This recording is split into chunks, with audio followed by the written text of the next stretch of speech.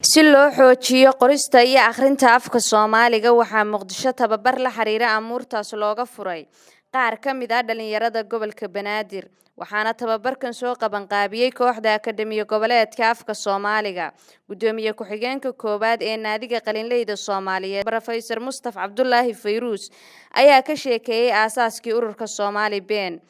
marka tii Soomaaliga ayay ahayd markii la sameeyay 1996 abaabulkeedii si rasmi ah loogu dhawaaqay 1997 xubin buuxdana ka noqday naadiga caalamiga ah ee la yiraahdo Pen International sida loo tilmaamay gudoomiye aasaasiga ugu horeeyay wuxuu ahaa Dr. Maxamed Daahir Afrax gudoomiye ugu horeeyayna asagoo noqday wuxuu leeyahay naadigu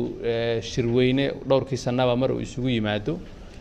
lagu doorto dadka xilka haynaya ee mas'uuliyadda haynaya gudoomiyaha Naadiga Qalinleyda Soomaaliyeed Cabdinaasir Yuusuf Macalin ayaa ka warramay ahmiyadda uu tababarkani u leeyahay dhalinyarada gobolka Banaadir waxa sharaf weyn inoo ah marka dad badan oo halkan jooga oo anigu ka mid ahay inuu ahaa gardaadiyihii inaan u hiiliyo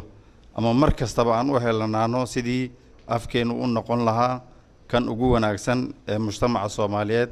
ama bulshada Soomaaliyeed ay mar walba hiil iyo hooba ay isgarab taagaan طبعا ناديجن مركل الأساسي طبعا عد قف صومالي أكو موسم فكرين وحادع كرتا سجاشن اللحدي حتى ما يسنجرين دولة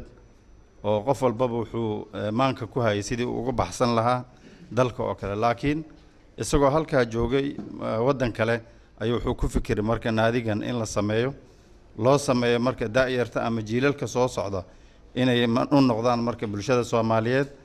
inay afkooda u heliyaan gudoomiyaha Akademiyad Goboleedka Afka Soomaaliga ee aga Dr. Maxamed Daahir Afrax ayaa ka warbixiyay muddadii 100 sano ahayd ee uu jiray ururkani waxa la qabtay 2 bilood ka hor ayaa waxa lagu qabtay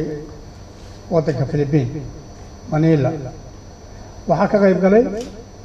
146 center يعني هالكاسي مريا هذا ماشوا هذا ومريا يمشوا مالنتا جوي بقول سنة كهر سنة كسوس على يا واحد لود بلدة يا بقول بوردي أساس كا international band أو بقول تشتنا يا ما أعرف هالقرن وتشريه مركا يعني هالكا قرني أردن أيا واحد ويشن أتكيسي دقات يو هو منتي قرياشاس دون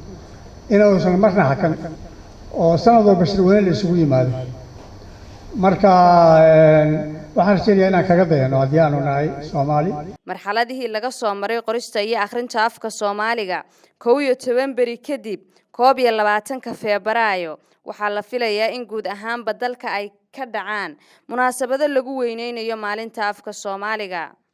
Ismaan Cabdikaafi Guuleed SBS Muqdisho